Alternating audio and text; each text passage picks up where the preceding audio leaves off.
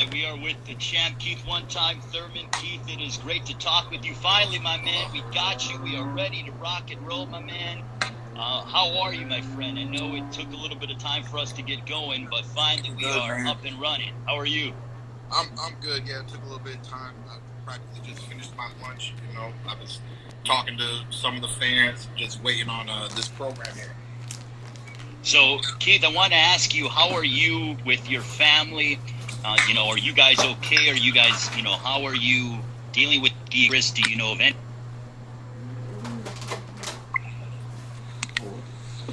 Yeah, for the most part, the family's well. Mother's good. I spent time with her yesterday. I was checking on her on Sundays, but it was Easter too. So I went over there, watched the movie. My siblings are just all in lockdown. You know, some are working. Some aren't. It's just an interesting time, man. Especially with I stay here in the downtown location, and just every weekend to not hear any noise is just ironic. It's crazy, right? I mean, it's unbelievable how the world has shut down because of this pandemic. Yeah, I understand that. I think it's obviously it's deadly in a way. It seems like it's attacking people who have weak immune systems. Those are the ones that aren't surviving right now. But the worst case, and the knowledge that I didn't like when I first heard about it from one of my doctors, who's also my nutritionist, who's also one of my friends, who I always go to for advice of all these kind of things. And of course, he read up on it as soon as it hit. And the first thing he told me before I ever heard it on TV was how you can hold on, how much you can be a carrier of this without knowing that you're a carrier of it. So you're walking around for 2 weeks spreading it, and then all of a sudden you have symptoms. Where if you have a cold or a flu, you're gonna get symptoms in like 2 to 3 days. You're gonna be able to know that you've come down with something. So I understand. And from watching movies in the past, if you ever watched a movie where a virus spread the world, it's ironically enough, it happened exactly how we predicted that it would happen, through international airports, right? Like, how does something get so widespread except for through international airports? So I had a gig. I don't know if you were supposed to be there in DC, but as soon as the stuff hit, we had this gig. And wifey didn't really want me to travel. She said, "You're healthy, this and that, but you shouldn't play around with it." And at that time, the information was still very new. And they were saying only children and old people were getting affected. Then later on, we realized, 35-year-olds were being affected. A whole bunch of other different age groups and stuff are being affected. So, it's bringing everybody home. It's grounding everybody. It can be frustrating for people. But in a sense, it's bringing people back to their homes, making people check up on their families, staying more closely knit together, But at the end of the day, everybody wants to go back to regular life. We look forward to participating in all sorts of endeavors outside of just sports and and going back to work. Well, let's talk about getting back to work from your standpoint. Before all of this happened, Keith, you and I worked together in February down in Biloxi for PBC on FS1. But have you heard about, when, before all this transpired, was there a timetable for you to get back in the ring? Was it summertime?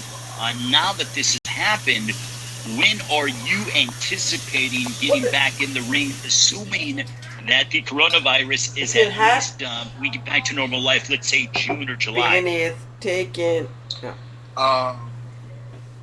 if we're really back to normal life, then so be it. But if we are back to normal life,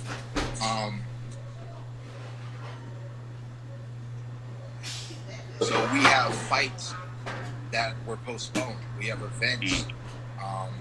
We have venues that are going to need new dates. We have venues that might end up being new venues. There's a lot of complexities within the sport of boxing that doesn't get discussed all the time. So what bothers me is understanding a little bit of the multitude of all those complexities. Bro, really? And then saying that I want to perform, you know. Oh, wow. So if I was to just put a ballpark figure, like, yo, just give me a paycheck this year, right? Let me get in the ring in November. Let me get in the ring in December. So you don't want to come back sooner than then? Is that what you're telling me? No, it's not that I don't want to come back. There's going to be a delayed process. First off, we're talking hypotheticals, okay? Yes. We don't know if things aren't going to be back functional until August, September.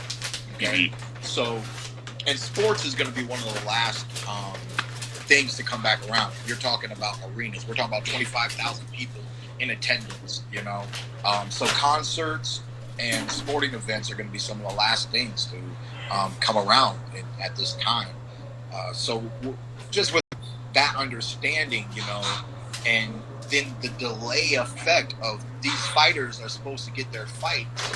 These fighters that were planning on fighting that, you know, kind of got pushed back. When are they going to fight? If they were going to fight in July, when are they fighting now? August, September?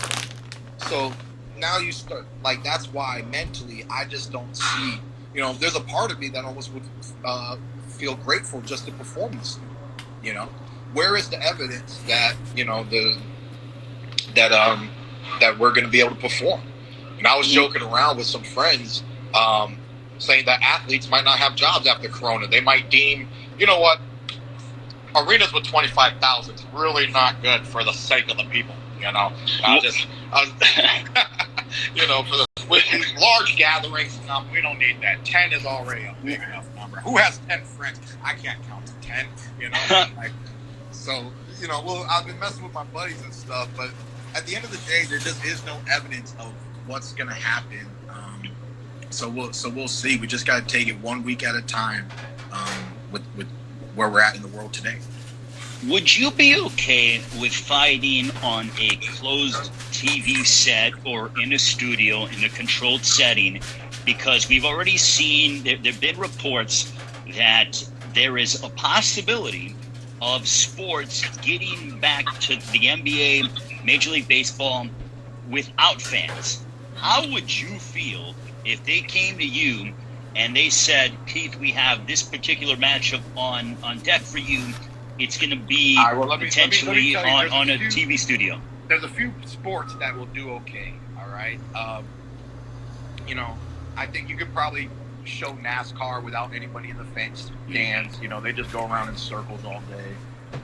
You can probably do baseball. It's pretty boring anyways when I'm there live. You know, the action's not that intense. The best, unless if you're sitting right behind the hitter and you get to see that pitch. If you're not watching that pitch, you ain't watching baseball. I don't know what else you're watching. You know what I mean? To me, it ain't nothing but a pitch. You know, so yes. You could broadcast that. You know, you can easily broadcast that. Football? I don't really know, man. Basketball? You can kind of good, but I don't really know. There's a reason why we have arenas, and there's a reason why we have spectators. There's a reason why 25,000 people have shown up to be there in person, and then you have multiple millions of people tuning in back at home.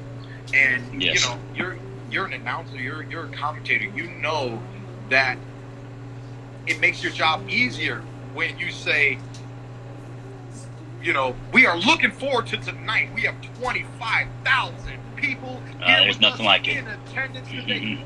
It makes your job so much easier. Well, thank you for watching and tuning in with us at home, and enjoy the show. You know, I mean, without the people, it takes away a certain dynamic. It takes away a certain energy. It takes away the humanism. It takes away the life.